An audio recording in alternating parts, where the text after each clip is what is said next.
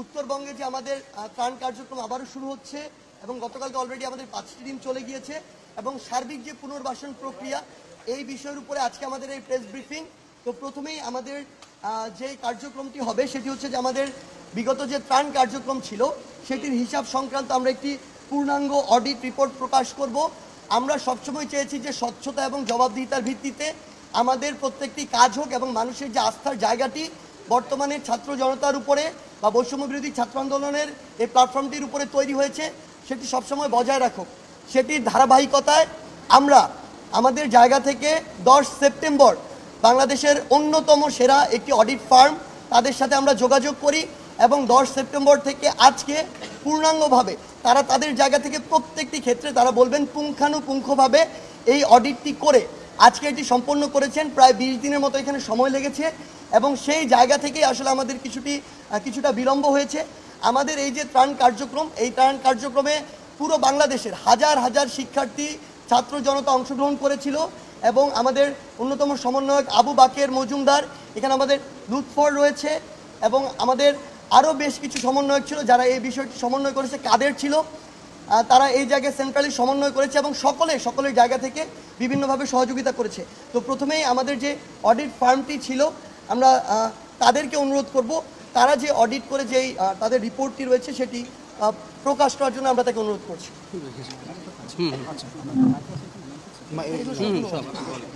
না আমার আসলে আসসালামু আলাইকুম, আমার নাম হচ্ছে জোরে বলতে হবে, আমি গোলাম ফজলুল কবির, আমি ফার্মের একজন পার্টনার।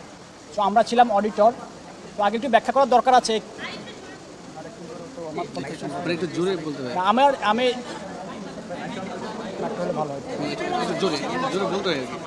যাই হোক আমি বলার চেষ্টা করি তাহলে আপনারা শুনতে পারবেন। প্রথমে একটু ব্যাখ্যা করার দরকার আছে আমার আসলে এখানে আসলে মানে অডিটর কি এখানে আমার অবস্থানটা কি আসলে। তো নর্মালি আমরা যখন অডিট করি আমরা নর্মালি খুবই পতিতদশা রেজিস্টার্ড কোম্পানি বা অর্গানাইজেশন অডিট করি, তখন যে এজিএমগুলি হয় অ্যানুয়াল জেনারেল মিটিং, সেখানে একজন অডিটর উপস্থিত থাকেন, অডিটর একজন রিপ্রেজেন্টেটিভ উপস্থিত থাকেন। তিনি সেই শেয়ার হোল্ডারদের বা অন্য কারো কোনো কোয়ারি থাকলে বা কোয়েশ্চেন থাকলে বা কোনো এক্সপ্লানেশনের দরকার হলে তিনি জবাবটা দেন। যেহেতু বৈষম্য বিরোধী ছাত্র আন্দোলনের এটা কোনো রেজিস্টার্ড অর্গানাইজেশন তেমন না আইনগত ভিত্তিতে, তো তাদের এজিএম তো ওইভাবে স্ট্রাকচার্ড না। ফলে তারা যখন আজকে তারা সিদ্ধান্ত নিল যে আজকে প্রেস ব্রিফিংয়ের মাধ্যমে তাদের এই অডিটেড ফাইন্যান্সিয়াল স্টেটমেন্টের ফ্যাক্টস অ্যান্ড ফিগারগুলি তারা পাবলিকের কাছে দিবেন, তখন তারা অনুরোধ করলো যে আমরা যেন থাকি, যাতে ফলে সমস্ত বিষয়গুলি খুব ক্লিয়ার কাট, যেহেতু একটা টেকনিক্যাল বিষয় কিছু ব্যাপার হয়তো ব্যাখ্যা করার দরকার হতে পারে। সেটা আমাদের অডিট শুরু হয়েছিল 10 সেপ্টেম্বর, যখন বৈষম্য বিরোধী ছাত্র আন্দোলনের কিছু সমন্বয়ক আমাদের কাছে এসেছিলেন ভলান্টারিলি। সম্ভবত আইনগতভাবে তাদের আসলে অডিট করাটা ম্যান্ডেটরি ছিল না, তারা ভলান্টারিলি আমাদের কাছে এসে বলেছেন যে লেটাস আমরা আমাদের কাগজপত্র আছে যা আছে আমরা অডিট করতে চাই। তো অডিট শুরু হয়েছে, আজকে আমাদের অডিট শেষ হয়েছে। আমাদের অডিট পিরিয়ড কভার করেছে 21শে অগাস্ট থেকে 30শে সেপ্টেম্বর পর্যন্ত। আজকে 1 অক্টোবর, তার মানে গতকালকে পর্যন্ত আমাদের অডিটের পিরিয়ড ছিল। এর মধ্যে যত কিছু ঘটনা ঘটেছে, যত কিছু ফাইন্যান্সিয়াল ট্রানজ্যাকশনসগুলি ঘটেছে সেগুলি আমরা আমাদের অডিট রিপোর্টের মধ্যে নিয়ে এসেছি। এখন আমি অডিট রিপোর্টের আমাদের যেই অডিটটা খুবই এক্সটেন্সিভ অডিট ছিল, 20 দিন সময় লেগেছে। আমরা বিভিন্ন রকম কোয়ারি করেছি, আমরা আমাদের অডিট প্রসিডিউর অ্যাপ্লাই করেছি, যখন যেটা দরকার হয়েছে থার্ড পার্টি কনফার্মেশন করেছি করে আমাদের যেই অডিট রিপোর্টের কিছু বিষয় আমি মনে করি যে আমি সমন্বয়করা নিশ্চয়ই বলবেন, তার আগে আমি কিছু তথ্য আপনাদেরকে দিলে তাহলে হয়তো জিনিসটা আরও ক্লিয়ার হবে। অডিট রিপোর্টের আমাদের এই অডিট রিপোর্টে তারা 2 ধরনের ডোনেশন তারা পেয়েছিল জাতির কাছ থেকে, মানে যারা ডোনেট করেছে। একটা ছিল যে ডোনেশন ইন কাইন্ড, আরেকটা ছিল donation in cash. Donation in kind হচ্ছে যে যারা পোশাক আশাক তারপরে বিভিন্ন রিলিফ সামগ্রী দিয়েছে এগুলি আমাদের অডিট আমরা এগুলি অ্যাজ এ প্রজেক্ট আমরা ব্যাখ্যা করেছি, কিন্তু এগুলি আমাদের অডিটের আওতার মধ্যে ছিল না, কারণ এগুলোতে টাকায় কনভার্ট করা যায় না। আমরা অডিট করছি ফাইন্যান্সিয়াল অডিট, মোস্টলি আমরা করেছি ফাইন্যান্সিয়াল অডিট। তারা কত টাকা পেয়েছে, কত টাকা আয় করেছে, কত টাকা ব্যয় করেছে, কত টাকা স্থিতি অ্যাজ অফ 30 সেপ্টেম্বর 2024 আছে সেটা। তারপরেও আমাদের নন ক্যাশ যে ট্রানজ্যাকশন সেটা আমি একটু না বললেই নয়। তারা এই 13 থেকে 15 দিনে যতদূর ডকুমেন্টেশন আমরা দেখেছি, তারা প্রায় আমাদের ডকুমেন্টেশন তাদের রিপ্রেজেন্টেশন অনুযায়ী তারা প্রায় 190 ট্রাক ত্রাণ পাঠিয়েছিলেন 190 ট্রাক ত্রাণ পাঠিয়েছেন, কভার করেছেন প্রায় 15 থেকে 16টি জেলা। প্রত্যেকটি ট্রাকে অন অ্যান অ্যাভারেজ 800 থেকে 1000 হয়তো তাদের ইউনিট অফ ত্রাণ ছিল। সেই হিসাব করলে প্রায় তারা প্রায় 200,000 মানে 2 লক্ষ ইউনিট অফ প্যাকেট তারা ত্রাণ দিয়েছেন। এটা ছিল তাদের, এর বাইরে কাপড় চোপড় ছিল, এর বাইরে পানির বোতল ছিল, আর যা যা কিছু ছিল সেটা গেল ডোনেশন ইন কাইন্ড যেটা পাওয়া গেছে সেটা। ক্যাশের ক্ষেত্রে এবার আমি বলি যেটা মোস্ট ইম্পর্ট্যান্ট, বৈষম্য বিরোধী ছাত্র আন্দোলন তারা ডোনেশন প্রায় পেয়েছিল প্রায় আমাদের হিসাব মতো, এবং তাদের সাথে সকল ডকুমেন্ট দেখে আমরা যে রিপোর্টে যেটা আছে 11,69,84,420 টাকা, 11,69,84,420 টাকা। এর মধ্যে ব্যাংকের মাধ্যমে তারা পেয়েছে প্রায় 78 লাখ টাকা, 78,57,216 টাকা। তারা মোবাইল ফাইন্যান্সিয়াল সার্ভিস অর্থাৎ বিকাশ, নগদ, রকেট এই সমস্ত সার্ভিসের মাধ্যমে তারা টাকা রিসিভ করেছিল 99,44,369 টাকা। ক্যাশ ডোনেশন সবচেয়ে বেশি, তারা ক্যাশ রিসিভ করেছিল 9,15,15,725 টাকা। তারা ক্যাশ পেয়েছিল, টিএসসিতে যে বুথগুলি তারা করেছিল সেখানে ক্যাশ পেয়েছে 9,85,15,725 টাকা। আদার রিসিপ্ট ছিল কিছু, আদার রিসিপ্ট হচ্ছে আমরা তারা বলেছে আদার রিসিপ্ট 6,67,110 টাকা। এই আদার রিসিপ্টের মধ্যে অনেক কিছু আছে, তারা কিছু প্রাইজ বন্ড পেয়েছিল অল্প কিছু, তারা কিছু স্বর্ণ পেয়েছিল, তারা স্বর্ণগুলি বিক্রি করে দিয়েছে 95,000 টাকায়, এটা তারা আমাদেরকে ভাউচার দিয়েছে। তারা কিছু স্ক্র্যাপ সেল করেছে, এই যে আপনাদের কিছু যে পড়ে থাকা যে জিনিসগুলি ছিল বস্তা, তারপরে পানির বোতল, এইগুলি বিক্রি করে তারা প্রায় পেয়েছে হচ্ছে এই সব কিছু মিলে তারা 6,67,110 টাকা তারা পেয়েছে। ফলে টোটাল তাদের ডোনেশন তারা ইন ক্যাশ অর ইন মানে ব্যাংকিং চ্যানেল মানে ক্যাশ যেটা বলি ক্যাশ অ্যান্ড ক্যাশ ইকুইভ্যালেন্ট আমরা যেটাকে বলি, তারা পেয়েছিল 11,69,84,420 টাকা।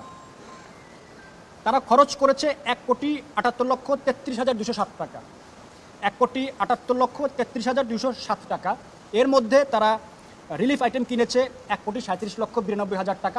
আমি রাউন্ড ফিগারে বলি, একদম ইয়াতে না যাই, হ্যাঁ 1,37,92,130 টাকা।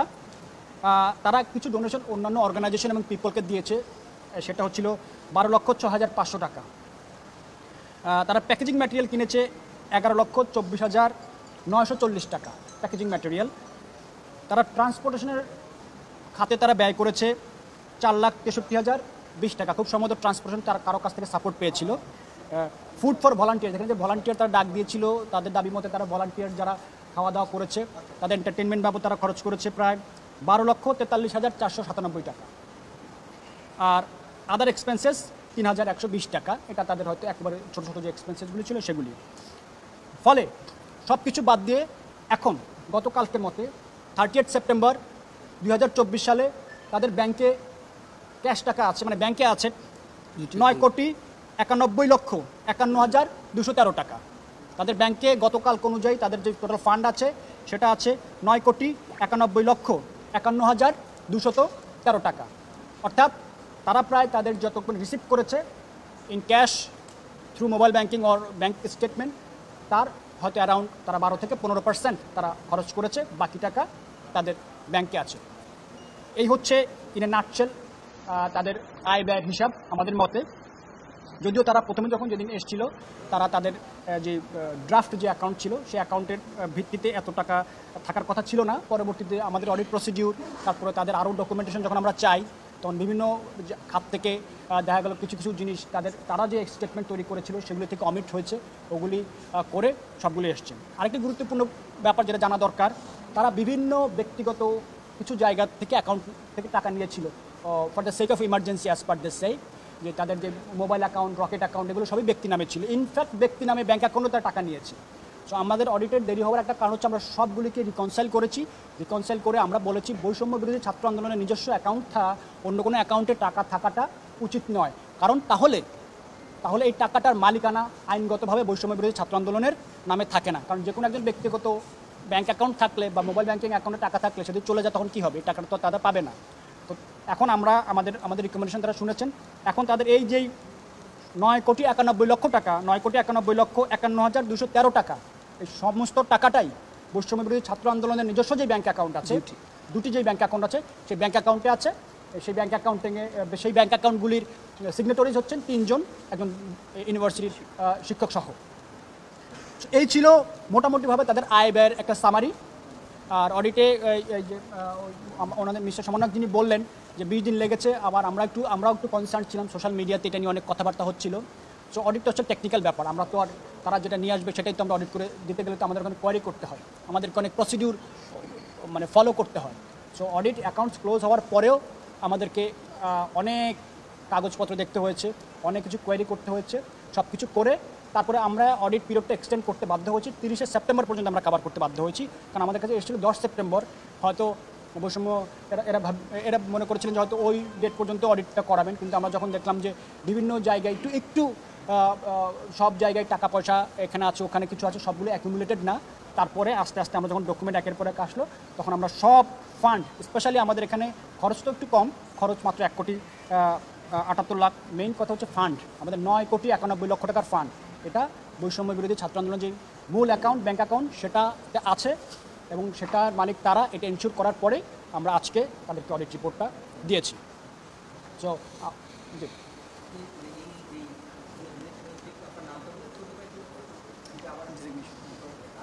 আচ্ছা, আমার নাম হচ্ছে গোলাম ফজলুল কবির FCA। আমি PKF আজিজ হালিম খায়ের চৌধুরী চার্টার্ড অ্যাকাউন্ট্যান্টসের পার্টনার। আমরা এই বৈষম্য বিরোধী ছাত্র আন্দোলনের এই যে ইমার্জেন্সি রিলিফ ফান্ড, এটার অডিটর হিসেবে আমরা কাজ করেছি। আর আমাদের ফার্ম হচ্ছে PKF ইন্টারন্যাশনালের বাংলাদেশের মেম্বার ফার্ম। এই আর কিছু কি বলতে হবে?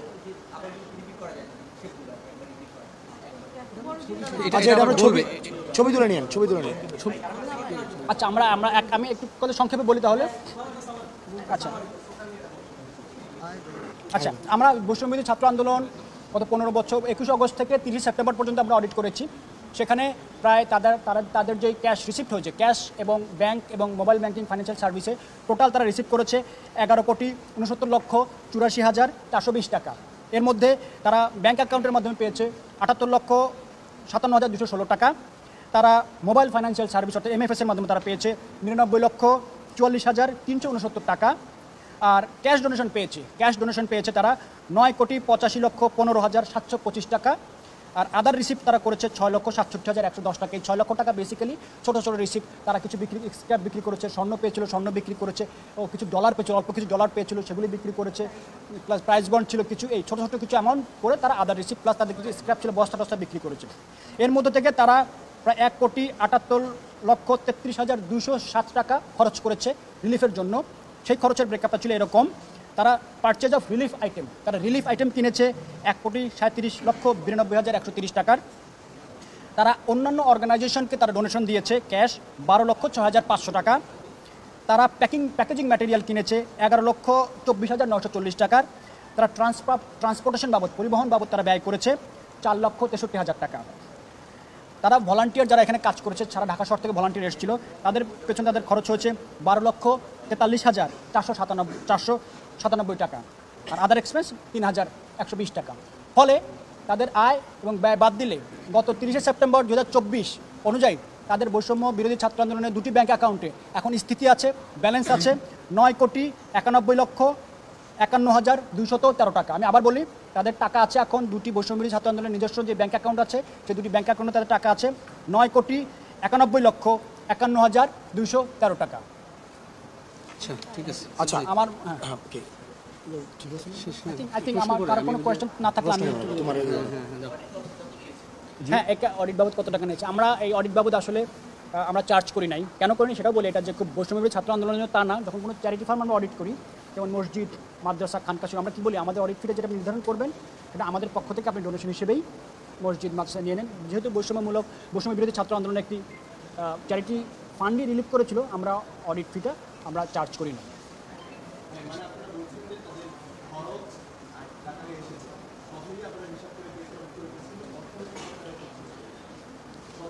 হ্যাঁ, আমরা এমন কোনো কিছু খুঁজে পাইনি যার ফলে আমরা রিপোর্ট করতে পারি যে এই না, স্বচ্ছ ছিল, অবশ্যই স্বচ্ছ ছিল।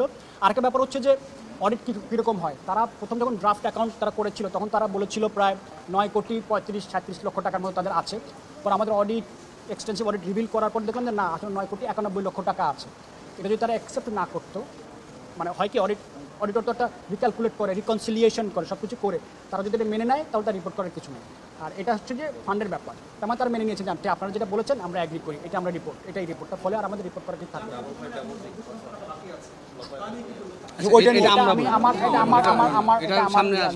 আচ্ছা, ওনার কাছে কি আর আপনাদের প্রশ্ন আছে? মানে ওনার কাছে অডিট রিলেটেড, মানে অডিট রিলেটেড কোনো প্রশ্ন আছে? ওকে, যে অডিট রিলেটেড যদি কোনো প্রশ্ন না থাকে তাহলে পরবর্তী যেই টাকাটি আমাদের রয়েছে, যে ব্যালেন্স রয়েছে 9,91,00,000 টাকারও বেশি যে ব্যালেন্সটি রয়েছে, সেটি নিয়ে আমাদের পরবর্তী পরিকল্পনা, এটি ব্রিফ করবেন আমাদের ত্রাণ যেই কমিটিটি ছিল সেটি লুৎফুর রহমান ব্রিফ, এই পরবর্তী পরিকল্পনা নিয়ে ব্রিফ করবেন। থাকবেন? ওকে, ঠিক আছে। আচ্ছা, আমরা একটু সামনে আসতেছি। অডিট রিপোর্ট, মোটামুটি পূর্ণাঙ্গ অডিট রিপোর্ট আমরা শুনলাম। তো এখন আমরা যেটি আলোচনা করব সেটি হচ্ছে আমি প্রথম কথা হচ্ছে আমার পরিচয় দিচ্ছি, আমি লুৎফুর রহমান, সমন্বয়ক বৈষম্য বিরোধী ছাত্র আন্দোলন, এবং এই যে টিএসসিতে যে ত্রাণ কার্যক্রম হয়েছে সেটি আমি ছিলাম আর কি সেটির সাথে। পাশাপাশি 3 জনের একজন, পাশাপাশি জাতীয় বন্যা পুনর্বাসন যে কমিটি হয়েছে সেটির সদস্য হিসাবে আছি, এবং আমার সাথে আছেন আমাদের বৈষম্য বিরোধী ছাত্র আন্দোলনের সমন্বয়ক আবু বাকের মজুমদার। তো আমি এখন আমাদের যে অবশিষ্ট টাকা 9,91,00,000 টাকা, যেটি আমাদের 2টি ব্যাংক অ্যাকাউন্টে রয়েছে, একটি হচ্ছে ঢাকা বিশ্ববিদ্যালয় সোনালী ব্যাংক শাখায় এবং টিএসসির জনতা ব্যাংক শাখায়। তো আমরা এই টাকাটি আসলে কি করব? তো আমরা যখন আমাদের 4 তারিখে যখন আমাদের ত্রাণ কার্যক্রম স্থগিত করা হয় 4 সেপ্টেম্বর, সেদিনই কিন্তু আমরা প্রেস ব্রিফিংয়ের মাধ্যমে বলেছিলাম যে আমাদের যে অবশিষ্ট টাকা রয়েছে সেটি আমরা বন্যা কবলিত যে জেলাগুলো সেটির পুনর্বাসন কাজে ব্যয় করব। তো এটি নিয়ে আমরা সে সময় বুয়েটের সাথে বসেছি, বুয়েটের যারা বিশেষজ্ঞ যারা রয়েছেন, বিশেষ করে সিভিল ইঞ্জিনিয়ারিং ডিপার্টমেন্টের সাথে বসেছি, পাশাপাশি দুর্যোগ বিশেষজ্ঞদের সাথে বসেছি, এছাড়াও যারা এই রিলেটেড যারা বিশেষজ্ঞ রয়েছেন তাদের সাথে বসেছি। এরপরে আমরা যে সিদ্ধান্তটি নিয়েছি সেটি হচ্ছে আমরা আমাদের যে এই যে টাকাটি, সেই টাকা আমরা আসলে 2ভাবে খরচ করার প্ল্যান করেছি। একটি হচ্ছে আমরা 8 কোটি টাকা ত্রাণ মন্ত্রণালয়ের মাধ্যমে প্রধান উপদেষ্টার তহবিলে দেওয়ার পরে যেটি হবে, আমাদের যে বৈষম্য বিরোধী ছাত্র আন্দোলনের ছাত্র প্রতিনিধি যারা জাতীয় বন্যা পুনর্বাসন কমিটিতে রয়েছেন, এছাড়া বন্যা কবলিত জেলাগুলোতে আমরা প্রত্যেক জেলাতেই ছাত্র প্রতিনিধি আমাদের পক্ষ থেকে দিয়েছি, যেটি ত্রাণ মন্ত্রণালয় চেয়েছিলেন। তো তাদের তদারকিতে এই 8 কোটি টাকার যে পুনর্বাসন কার্যক্রম সেটি তাদের তদারকিতে সংগঠিত হবে, পরিচালিত হবে। এটি আসলে কীভাবে হবে সেটি হচ্ছে এই যে বৈষম্য বিরোধী ছাত্র আন্দোলনের প্রতিনিধি যারা জাতীয় বন্যা পুনর্বাসন কমিটিতে রয়েছেন তারা এটি তদারকি করবেন সেন্ট্রালি, এবং বন্যা কবলিত যে জেলাগুলো রয়েছে সেইখানে যে ছাত্র প্রতিনিধি রয়েছেন তারা সেই জেলার তদারকি করবেন। এর বাইরে 8 কোটির বাইরে যে টাকাটি থাকবে, অর্থাৎ 1,91,00,000 টাকা, এই টাকাটি বর্তমানে আপনারা জানেন যে উত্তরবঙ্গেও বন্যা আক্রান্ত হয়েছে।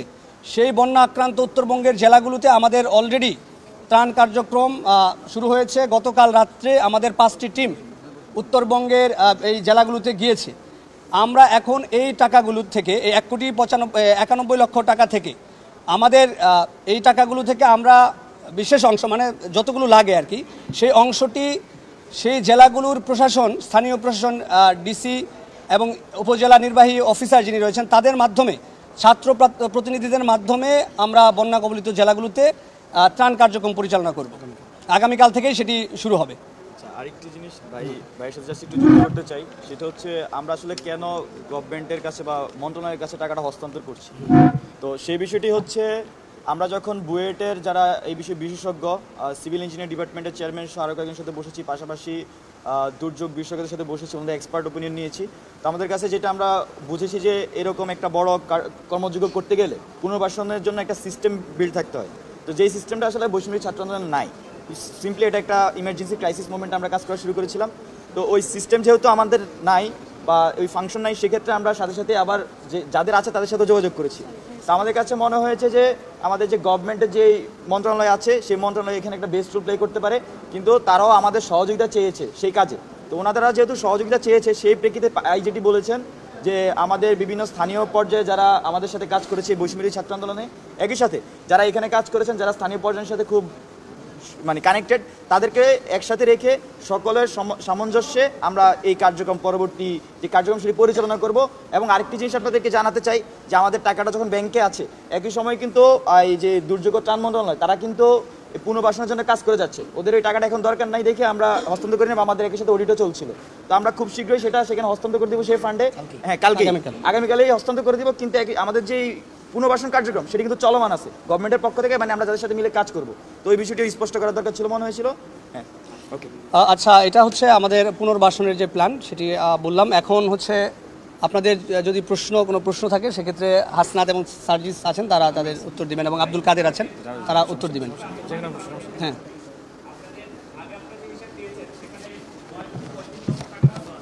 চেক ক্লিয়ার, তুমি কি চেক চেক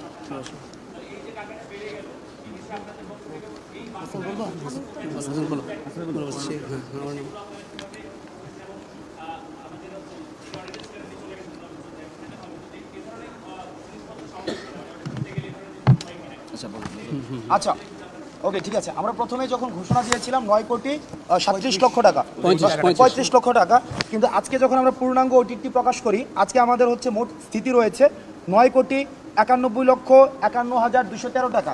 এই যে টাকাটি বেড়েছে, এই টাকাটি কোন জায়গা থেকে আসছে? এক নম্বর বিষয় হচ্ছে আমরা ত্রাণ কার্যক্রম স্থগিত করেছি 4 তারিখ। এই 4 তারিখের পরবর্তী সময়ে 10 তারিখ যখন অডিট শুরু হয়, এই পুরোটা সময়ে বিভিন্ন অঙ্কের টাকা এসছে, 4 লাখ টাকা, 10,000 টাকা, 12,000 টাকা, এই টাকাগুলো পরবর্তীতে যুক্ত হয়েছে। দ্বিতীয়ত, আমাদেরকে অনেকে চেক প্রদান করেছে, যেই চেকগুলো তখন কিন্তু ক্যাশ করা যায়নি। ওই ক্যাশ, অর্থাৎ এই যে চেকের পরবর্তীতে ক্যাশ করা হয়েছে, সেটিও পরবর্তীতে যুক্ত হয়েছে এবং বিভিন্ন নামে আসছে। এখন দেখেন, বিভিন্ন নামে আসছে, কিন্তু আমাদের তো তখন অ্যাকাউন্ট ছিল না। এই কারণে আমাদের অ্যাকাউন্ট করতে হয়েছে, দেন টাকাটাকে হচ্ছে আমাদের লিকুইড মানিতে ট্রান্সফার করার কারণে সেখানে অ্যাড হয়েছে। তৃতীয়ত, আমাদেরকে বিভিন্ন গহনা দিয়েছে, অনেকে স্ক্র্যাপ দিয়েছে, গহনা দিয়েছে, এই গহনাগুলোকে আবার আমাদেরকে বিক্রি করতে হয়েছে, এই গহনা বিক্রি করার টাকাটাও সেখানে অ্যাড হয়েছে।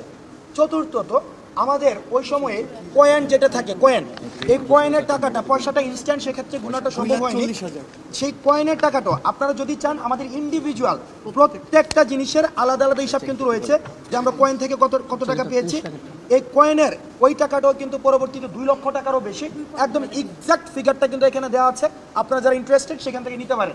2 লক্ষ টাকারও বেশি সেটা যুক্ত করা হয়েছে। সার্বিকভাবে সব হিসাব যুক্ত করার পরে আমাদের যেটা দাঁড়িয়েছে 9,91,00,000 টাকারও বেশি। এখন বাংলাদেশে সর্বপ্রথম আমার মনে হয় ইতিহাসে একটা হিসাব দেওয়ার পরে আবার অডিট করার পর আবার টাকা বৃদ্ধি পেয়েছে, এই ধরনের নজির মনে হয় কোথাও নেই। আমরা সর্বপ্রথম, আমাদের দেখেন প্রায় অলমোস্ট 60 লাখ টাকা কিন্তু বৃদ্ধি পেয়েছে। এখন যারা বিভিন্ন সময় এলিগেশনে এসেছে, টকশো বুদ্ধা, ইউটিউব বুদ্ধা অনেকে রয়েছে, আমরা এলিগেশন এনেছে আমাদের বিরুদ্ধে যে টাকা নিয়ে নাকি আমাদের ঘুরতে চলে গিয়েছে, টাকা নিয়ে এটা চলে গিয়েছে, গাড়ি কিনেছে, এই বিষয়গুলো কিন্তু আমাদের বিরুদ্ধে এনেছে, এই বিষয়গুলো আমাদের বিরুদ্ধে এনেছে। কিন্তু দেখেন, টাকাটা অ্যাকাউন্টে রেখেছে। এখন ব্যাংকের অ্যাকাউন্টে যদি না রেখে টাকাটা তাহলে কোথায় রাখতো? বাকেরের কাছে, সার্জিসের কাছে, পার্সোনাল জায়গায়, তখন আরও বিতর্কিত হওয়ার সুযোগ থাকতো। এখন ব্যাংকে রাখার কারণে সবচেয়ে সিকিউর ছিল।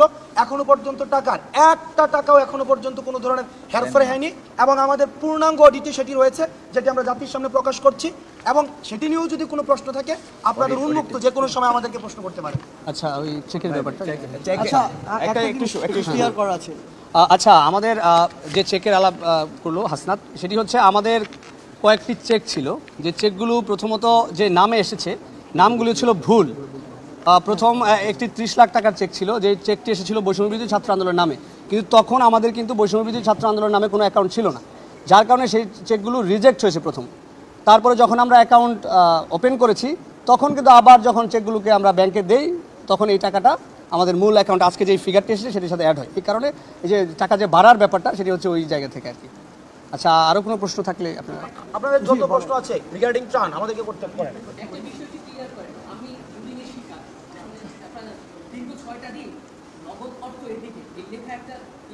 আমি দাঁড়িয়েছিলাম, কে বা কারা এটা ভিডিও করে ওখানে লিখে দিয়েছে, কত টাকা ভাগ পেয়েছে, এই বলে একটা পোস্ট করেছে। তারপর আমার 14 গোষ্ঠী তুলে ডাইরেক্ট সেখানে চলছে। এটা একটু ক্লিয়ার করেন, যারা ওখানে সংশ্লিষ্ট টাকা উত্তোলনে ছিল, এর বাইরে, কমিটির বাইরে কেউ গণনায় ছিল না, কিছুতে ছিল না, এটা একটু ক্লিয়ার করেন। এখানে আচ্ছা, এখানে ত্রাণ কার্যক্রমের মধ্যে স্বতঃস্ফূর্তভাবে সারা দেশের মানুষের যেই একটা ঐক্য আমরা দেখেছি, সেই ঐক্য আমরা টিসিতে দেখলাম যে সবাই আসছে, কাজ করেছে। তো এই প্রসেসের মধ্যে যারা এই কাজ করেছে সবাইকে সংযুক্ত করা হয়েছে। কেউ ভলেন্টিয়ার কাজ করেছে নেওয়ার ক্ষেত্রে, আনার ক্ষেত্রে, কেউ এই কি বলে এটা টাকা গুনার ক্ষেত্রে অনেক কাজ করেছে, যারা আসলে আমাদের প্ল্যাটফর্মে নাম আকারে নাই, সব ধরনের মানুষই ছিল। তবে এইখানে বিশেষ করে যারা এই হিসাবের সাথে ছিল, আমাদের নারী শিক্ষার্থীরা দেখেছেন টাকা উত্তোলন করেছে, তারা টাকার গুনেছে, গণনা করেছে, এবং দুইজন দায়িত্বপ্রাপ্ত ছিলেন যাদের মধ্যে দিয়ে ওই যে যাদের কাছে রিসিপ্টগুলো ছিল, রিসিপ্টগুলো, তো ওনাদের মধ্যে দিয়ে হচ্ছে জিনিসপত্রগুলো কেনা হতো, যেগুলো কেনা হয়েছে। তো মাঝখানে এই দুইজন ছিল জাস্ট এ মিডিয়েটর, লাইক ওনারা হচ্ছে যে যাদের কাছে টাকা তাদের থেকে নিয়ে যে খরচ করছে তার রিসিপ্ট অনুযায়ী তাকে টাকাটা হ্যান্ড ওভার করতে, যাতে স্বচ্ছতা ম্যাক্সিমাম থাকে। মিডিয়েটর হিসেবে দুইজনকে রাখা হয়েছিল। তো ওই দুইজনেই মূলত রিসিপ্টগুলো নিয়ে এখন আবার যে অডিট টিম তাদের সাথে কথা বলে পুরো প্রসেসটা কমপ্লিট করেছে। তো সব কিছু মিলিয়ে এখানে সারা দেশের মানুষই কোনো না কোনোভাবে কানেক্টেড ছিল। তো এইখানে আসলে আমাদের যে অডিট রিপোর্ট আজকে প্রকাশ পেয়েছে, আমাদের জায়গা থেকে এখানে কোনো ধরনের আমরা মনে করছি জিনিসটা পূর্ণাঙ্গ একটা স্বচ্ছ জিনিস, এবং একই সাথে আরও যেসব প্রশ্ন এসেছে, আশা করি যে আজকের অডিট রিপোর্ট প্রকাশের পরে এবং এই প্রশ্ন উত্তরের পরে সকল প্রশ্ন উত্তর আসলে জনগণ পেয়ে যাবে। ধন্যবাদ। আচ্ছা, এখানে কিছু জিনিস ক্লিয়ার করা আছে, আগে কিছু জিনিস ক্লিয়ার করি। সেটা হচ্ছে কি, মানে যেই কথাগুলো আমরা সোশ্যাল মিডিয়ায় দেখেছি, এটা আমাদের অনেক ধৈর্যের সাথে আসলে এই প্রশ্নগুলো স্কিপ করতে হয়েছে এই দিনটার জন্য আসলে। তো এই বিষয়গুলো নিয়ে একটু কথা বলা উচিত। প্রথম কথা হচ্ছে, এরকম একটা কথা এসেছিল যে টাকা ব্যাংকে কেন রাখবো। আমি যদি মনে করি যে এখানে অ্যারাউন্ড 11 কোটি টাকা হয়, সবগুলো যদি 1000 টাকার নোট হয়, তারপর আমার 110টা বান্ডিল হবে, এটা তো এরকম কোনো টাকা না। এখানে একটা 5 বছরের বাচ্চার ব্যাংকের 1 টাকা 2 টাকার পয়সাগুলোও ছিল, 5 টাকা 10 টাকা নোটও ছিল, 20 টাকা 100 টাকা নোটও ছিল। দেখা গিয়েছে যে 1 কোটি টাকা যদি একদিনে কালেক্ট হয়ে থাকে, সেইখান থেকে আমাদের এই জায়গায় প্রায় 2 বস্তা 3 বস্তা বা কার্টুনে এরকম টাকা ছিল। ইভেন কয়েনই 1 বস্তার মতো ছিল এরকম, যেগুলো কাউন্ট করা হয়নি, পরে শেষে গিয়ে কাউন্ট করা হয়েছে। তো এই যে টাকাগুলো, আমরা কেউ হলে থাকি, কেউ মেসে থাকি, কেউ হোস্টেলে থাকে, অথবা ইভেন যদি কেউ বাসাতেও থাকে, এই টাকাগুলো কেউ রাখার জন্য সিকিউর ফিল করবে না। ইভেন এগুলো যদি কোনো কারণে একটি দুর্ঘটনা হয় বা টাকাগুলো চুরি হয়, এই টাকাগুলো দেওয়ার মতো তো তার সামর্থ্য নাই।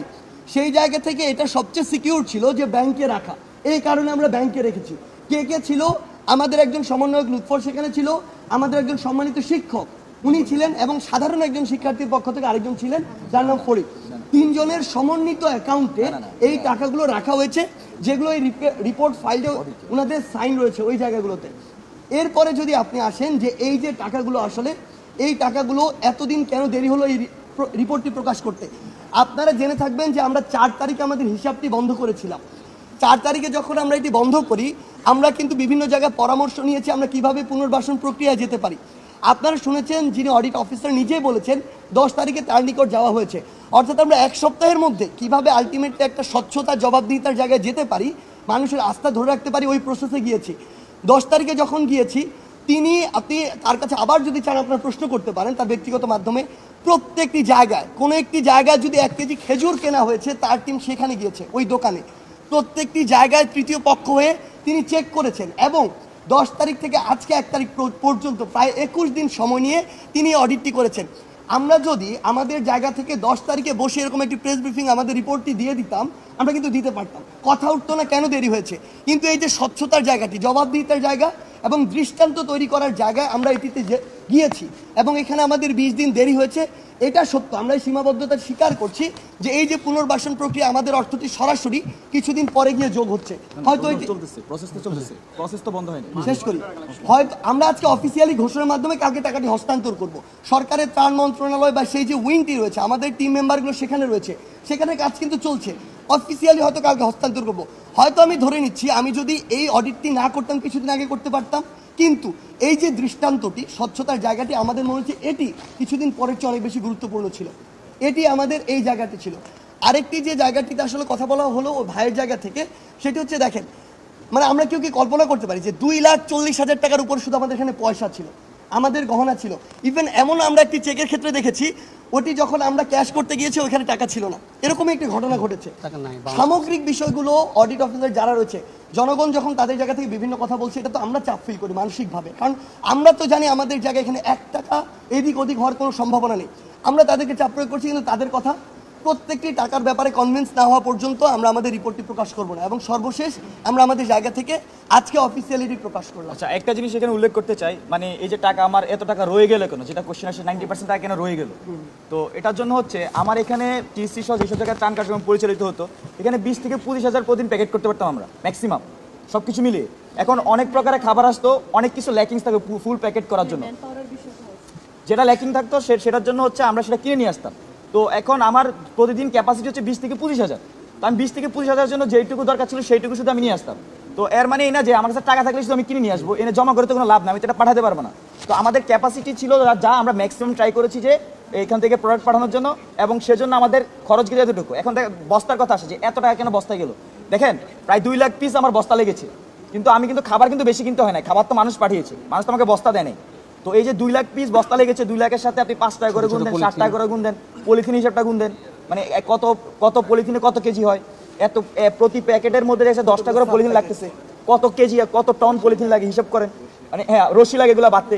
তো এই কোশ্চেনগুলো আমি অনেক জায়গায় ফেসবুকে দেখেছি, বিশেষ করে ঢাকা বিশ্ববিদ্যালয়ের শিক্ষার্থীদেরকে আমি দেখেছি এইসব প্রশ্ন করতে, খুবই ভ্যালিড প্রশ্ন, এই বাংলাদেশের জবাব দিতে বাংলাদেশে আমরা চাই, কিন্তু একই সাথে এটাও নিশ্চিত করতে চাই মানে যে টাকার আমরা প্রোডাক্ট কিনেছি এতগুলো প্রোডাক্ট শুধু আমরা প্যাকেজ করি নাই, যে প্রোডাক্টগুলো মানুষ পাঠিয়েছে মূলত সেটার অংশটা সবচেয়ে বেশি ছিল, এবং আমাদের ক্যাপাসিটি ম্যাক্সিমামটা আমরা করে গিয়েছি মানুষকে ত্রাণ পাঠানোর জন্য। আর ভাই তো বলেনি কেন আসলে লেন্দি প্রসেস আমাদের যেতে হয়েছে। হ্যাঁ ওকে ঠিক আছে, আরেকটা জিনিস অ্যাড করি যেটা নিয়ে অ্যাকচুয়ালি কথা হয়েছিল, যে আমাদের সেন্ট্রাল ফিল্ডের জায়গাটি এবং টিএসসিতে বেশ কিছু বস্তা অনেক দিন ধরে ছিল। এখন এই যে গুরুত্বপূর্ণ একটি বিষয়টি খুবই স্বাভাবিক, আমি যদি আমার তৃতীয় পক্ষের দৃষ্টিতে দেখতাম যে বিভিন্ন জায়গায় এরকম বস্তাগুলো রয়েছে এতদিন ধরে, তাহলে আমারও মনে প্রশ্ন আসতো যে যেই ত্রাণগুলো আমি সেখানে দিলাম সেগুলো এখনো কেন এখানে, কেন মানুষের কাছে যায়নি। কিন্তু সবচেয়ে গুরুত্বপূর্ণ জিনিস যেটি ছবিতে দেখলে আমরা পার্থক্য করতে পারি না কোন প্যাকেটের ভিতরে খাবার রয়েছে, কোন প্যাকেটের ভিতরে কাপড় রয়েছে। যখন একটি নির্দিষ্ট জেলা বা একটি বিস্তৃত এলাকা এভাবে বন্যা প্লাবিত এবং আমার এখানে অসংখ্য কাপড় আসছে, আমি জানি না কোন প্যাকেটের ভিতরে ছেলের কাপড় কোনটি মেয়ের কাপড়, আমি জানি না কোন কাপড়টি দেওয়ার উপযোগী কোনটা দেওয়ার উপযোগী না, আমি জানি না কোন কাপড়টি কোন বয়সে। এই জায়গাগুলো ইভেন আপনি যদি চিন্তা করেন যখন বন্যা কবলিত ওই মানুষগুলো, তার ঘরে তো অসংখ্য কাপড় রয়েছে, সেগুলো বাঁচাতে পারছে না কেন, বন্যায় তার ঘরবাড়ি সব ভেসে গিয়েছে। সেই জায়গায় তার প্রধান ওই মুহূর্তে দরকার শুকনো খাবারটি। যখন তার এখন ঘরই ঠিক হয় নাই, থাকার জায়গাটা ঠিক হয় নাই, তার যে নিজের যে ম্যানেজমেন্ট সেটি ঠিক হয় না, এই জায়গায় আমি তাকে কাপড়টি কোথায় দিব, তার তো আগে থাকার ঘরটি ঠিক হইতে হবে, সেই জায়গায় কাপড় দেওয়ার তো একটি নির্দিষ্ট সময় তো আসতে হবে। এই জন্য আমাদের খাবারের যে শুকনো খাবার পাঠানোর যে ত্রাণ কার্যক্রম ছিল সেটি শেষ হওয়ার পরে আমাদের কাপড়ের এই বাছাই প্রক্রিয়াগুলো করতে হয়েছে, দেওয়া উপযোগী না উপযোগী, ছেলেদের মেয়েদের, এই বাছাইগুলো করার পরে এই কাপড়গুলো আমাদের জায়গা থেকে পাঠানো হয়েছে বাংলাদেশ সেনাবাহিনীর কাছে। 65 ট্রাক কাপড় পাঠানো হয়েছে বাংলাদেশ সেনাবাহিনীর কাছে। এই কারণে আমরা আমাদের জায়গা থেকে এই মুহূর্তে মনে করছি যে তাদের ইনফ্রাস্ট্রাকচারের দিক থেকে হোক, তাদের যে ইনস্ট্রুমেন্টের দিক থেকে হোক, তাদের যে সাপোর্ট বা ভেহিকেল সব দিক মিলিয়ে তারা যতটা ডিসিপ্লিন ওয়েতে, তাদের যেহেতু প্রত্যেকটি উপজেলায় তাদের এখন দায়িত্বরত অফিসার রয়েছেন, তারা যতটুকু ডিসিপ্লিন ওয়েতে এটি দিতে পারবেন, ওই মুহূর্তে আমাদের অতটুকু ডিসিপ্লিন ওয়েতে আমরা হয়তো দিতে পারতাম না। যেন যে কোনো একটা কাজ সবচেয়ে ভালোভাবে হয়, এই জন্য আমরা তাদের মাধ্যমে এই কাপড়গুলো অলরেডি পাঠিয়ে দিয়েছি, 65 ট্রাক কাপড়। আরেকটি জিনিস ছিল সেটি হচ্ছে কিছু পানির বোতল আমরা দেখেছি টিএসসির এই জায়গায় ওই জায়গায়। প্রথম কথা হচ্ছে যখন তার টিউবওয়েলটি বন্যার পানির নিচে ছিল তখন তার ওই পানিটা খুব বেশি ইমার্জেন্সি ছিল, তখন আমরা আমাদের জায়গা থেকে সর্বোচ্চ পানি পাঠিয়েছি, একটা খাবারের প্যাকেটের সাথে আমরা একটা করে পানি দিয়েছি। কিন্তু যেটি দেখা গিয়েছে যারা পানি পাঠিয়েছে, পানি পাঠানোর কোম্পানিগুলো, তারা কিন্তু এটা চিন্তা করেনি কত প্যাকেট খাবার যাচ্ছে, তাদের যতটুকু সামর্থ্য রয়েছে পানির প্যাকেট পাঠানোর, তারা ততগুলো পানি দিয়ে দিয়েছে। এখন আমার যতগুলো প্যাকেট গিয়েছিল তার চেয়ে পানির সংখ্যাটা কিছু ক্ষেত্রে পানি আমরা ইন্ডিভিজুয়ালিও কিছু ক্ষেত্রে অনেক বেশি ছিল। আবার যেটা দেখা গিয়েছে আমাদের 4 তারিখের পরেও অনেকের জায়গা থেকে বিভিন্ন জায়গা থেকে পানি পাঠিয়ে দিয়েছে, এই জিনিসটি হয়েছে। আবার যখন পানিটি নিচে নেমে গেল, বন্যার পানিটি যখন টিউবওয়েল থেকে তারা পানি পাচ্ছে, তখন তারা এই পানিটির চাহিদা আর দেখাচ্ছে না, তখন তারা তাদের অন্যান্য সহযোগিতার যে বিষয়টি সেটি দেখাচ্ছে। সেই জায়গা থেকে কিছু পানি ছিল যেগুলো আমরা পরবর্তীতে প্রশাসনের কাছে পাঠিয়েছি। আচ্ছা, মানে আমি পানি নিয়ে আমি একটু অ্যাড করি, সেটি হচ্ছে সব পানি কিন্তু ভালো ছিল না, কিছু পানি খোলা পানি ছিল যেগুলো তারা আলাদা বোতল কিনে নিয়ে সেই পানিগুলো ভরাট করে দিয়েছে। তো টিএসসিতে যে পানির বোতলগুলো লাস্ট পর্যন্ত ছিল সেই সবগুলো পানি কিন্তু আমাদের বোতল খালি করে ফেলে দিতে হয়েছে, যার কারণে এই পানিগুলো নিয়ে একটু আমার মনে হয় সোশ্যাল মিডিয়ায় প্রচার হয়েছে। আরেকটি ব্যাপার আমি ক্লিয়ার করছি, অনেকেই সোশ্যাল মিডিয়ায় বা অনেকে প্রশ্ন করেছেন যে এই টাকার তো ইন্টারেস্ট আসছে, ইন্টারেস্ট নিয়ে অমুক। আসলে এইটা চলতি অ্যাকাউন্ট, হ্যাঁ, এখানে কোনো ইন্টারেস্টের ব্যাপার ছিল না, আমরা যে টাকা রেখেছি সেটি আছে আর কি। আগামীকালকে এটা হস্তান্তর করে